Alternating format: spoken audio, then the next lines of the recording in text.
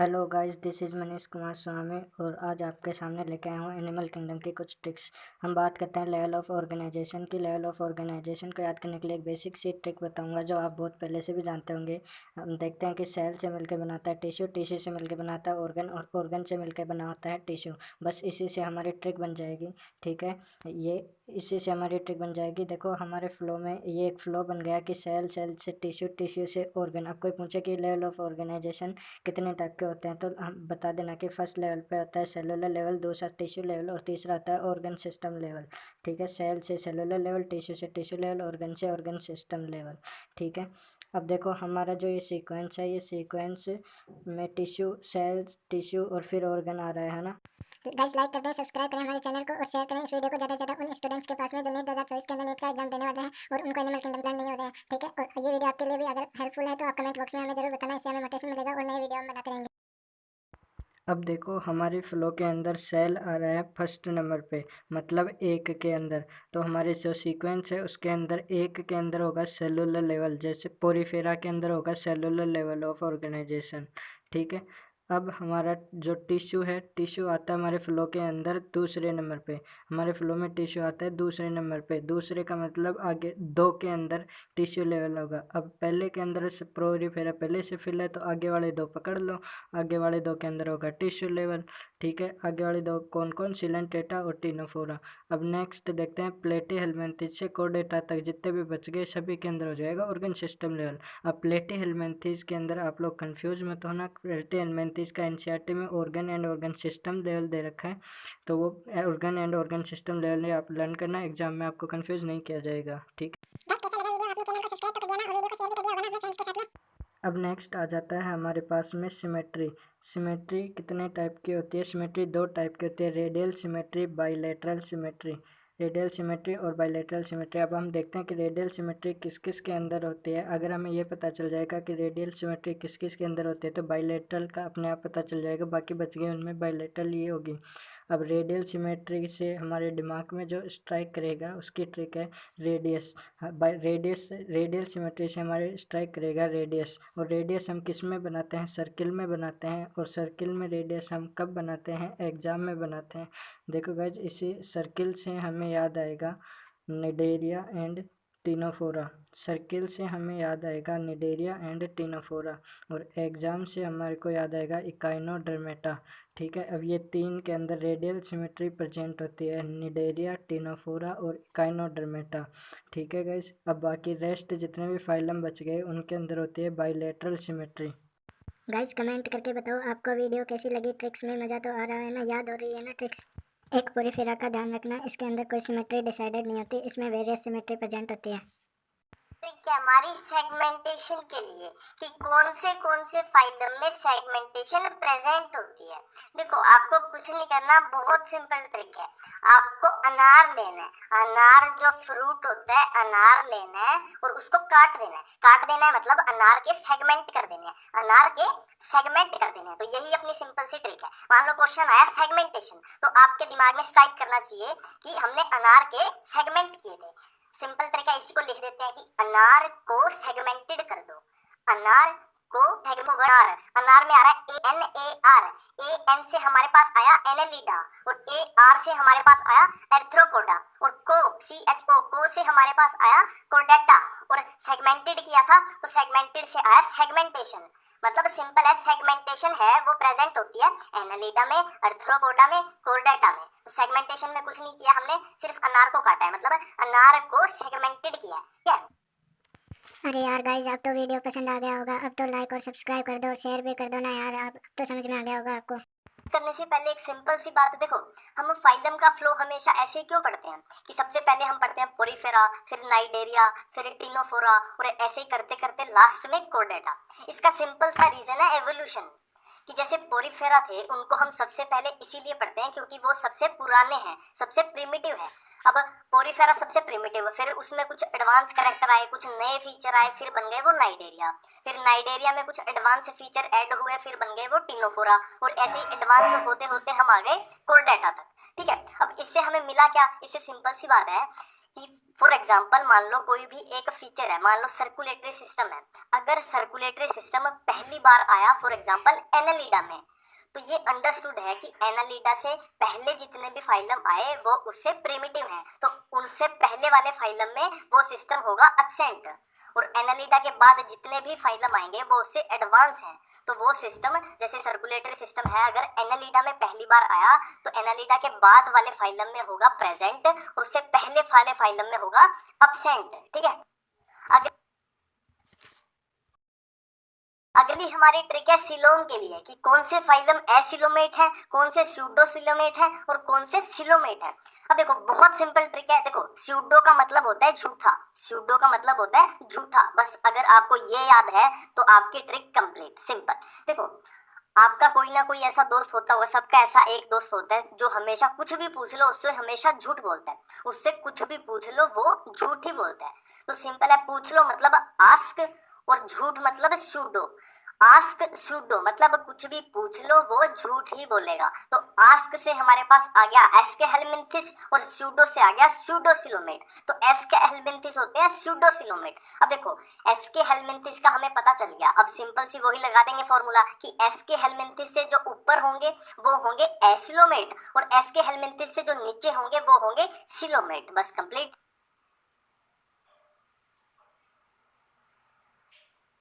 तो सबसे पहले हमारे पास आता है स्पॉन्ज। तो स्पॉन्ज के एनसीईआरटी में 3 एग्जांपल दिए हुए हैं, साइकोन, स्पॉन्जिला और यू स्पॉन्जिया। तो दो इसके नाम से ही हो जाएंगे कि स्पॉन्ज, स्पॉन्ज में आए स्पॉन्जिला और यू स्पॉन्जिया, और एस फॉर स्पॉन्ज और एस फॉर साइकोन। तो ये अपना कंप्लीट हो गया। नेक्स्ट है सिलेंट्रेटा। देखो आप बायो के स्टूडेंट हो तो मेरे को भी पता है आपको फिजिक्स करने में कितनी दिक्कत होती होगी।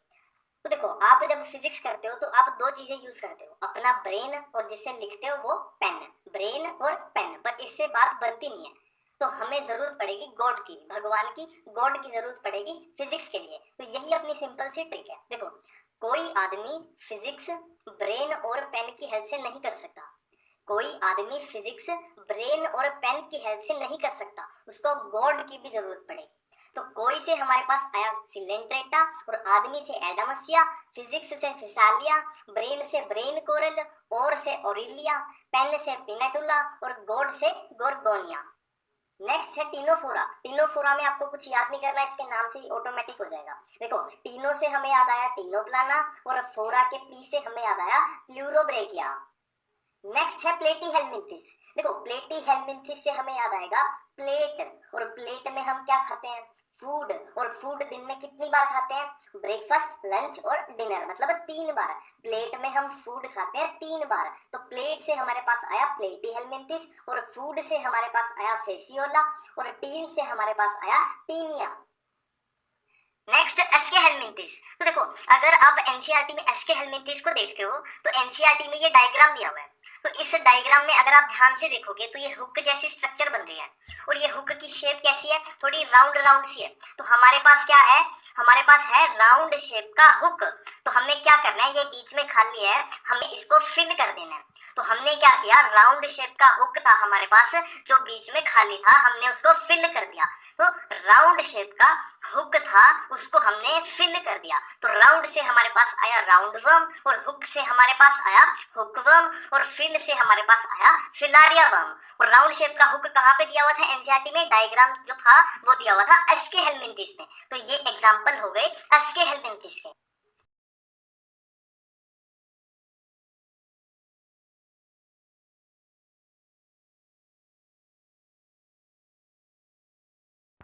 Next Annelida. बहुत सिंपल ट्रिक है। देखो एक नर ने नारी के साथ फेरे लिए, एक नर मतलब एन नर, और उसने नारी के साथ फेरे लिए। एन से हमारे पास एलिडा, और नर से हमारे पास आया नाइरिस, और नारी से हमारे पास आया हेरुडिनेरिया, और फेरे से हमारे पास आया फेरेटिमा। नेक्स्ट है अर्थ्रोपोडा। देखो अर्थ्रोपोडा में तो कोई ट्रिक बनाने की जरूरत ही नहीं है क्योंकि इसमें तो ऑटोमेटिक है, ट्रिक बनी बनाई है। देखो एनसीईआरटी में अर्थ्रोपोडा के जितने भी एग्जांपल दिए हुए हैं आपको सबका मतलब पता होना चाहिए। मतलब सिंपली आप एक एक को गूगल पे डाल के देख लो कि उसको हिंदी में हम क्या बोलते हैं। सिंपल है, अगर किसी को उनके हिंदी मीनिंग नहीं पता तो उनको हिंदी में डाल के देख लो आप कि उनको क्या बोलते हैं। तो सिंपल है, आपके घर में जो भी या घर के आसपास जो भी कीड़े मकोड़े, मच्छर, मक्खी, तितली, टिड्डी जो भी पाई जाती है सबको डाल दो अर्थ्रोपोडा में। यही इसकी सिंपल सी ट्रिक है, एक बार इसको अप्लाई करके देखना। नेक्स्ट है मोलस्का।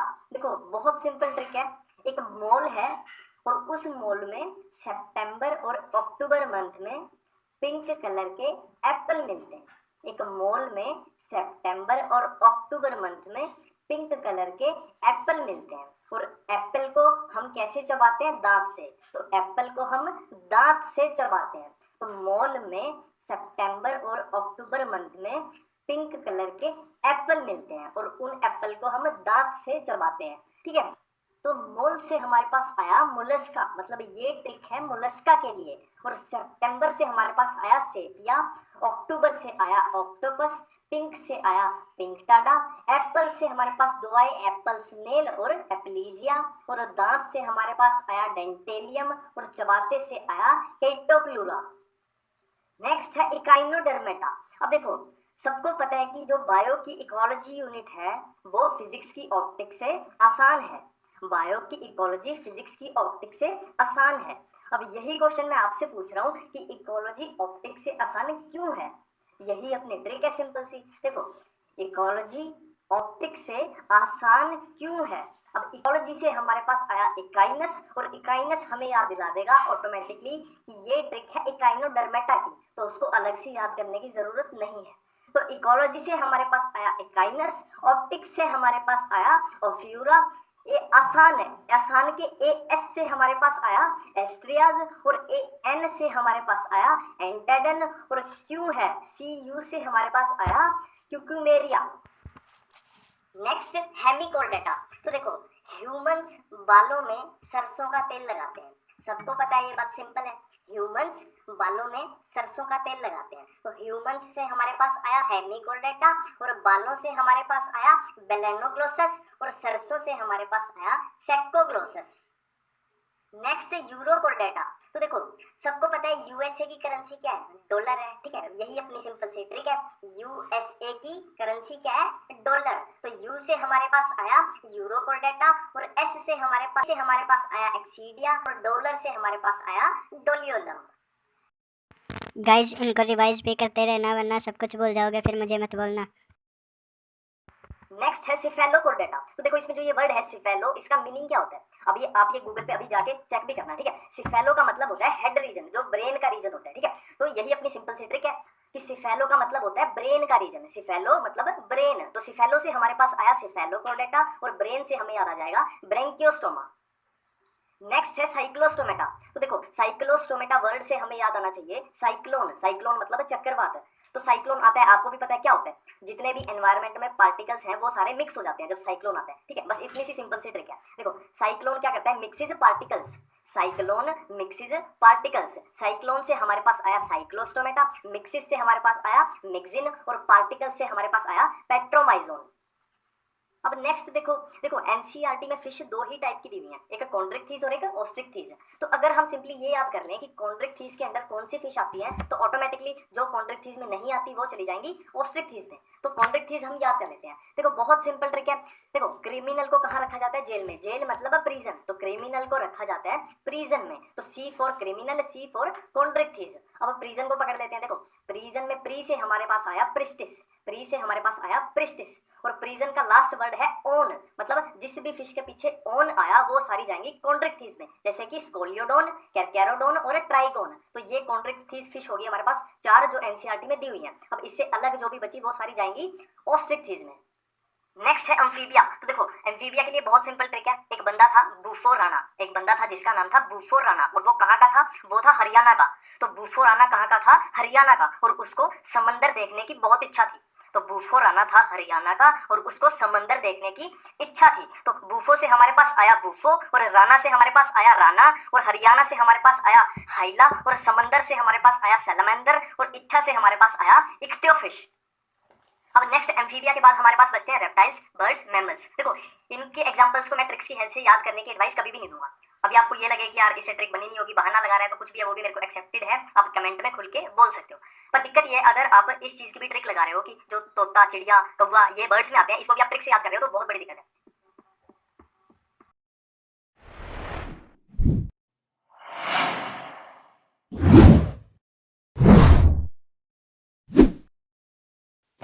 एक पोरिफेरा का आप ध्यान रखना।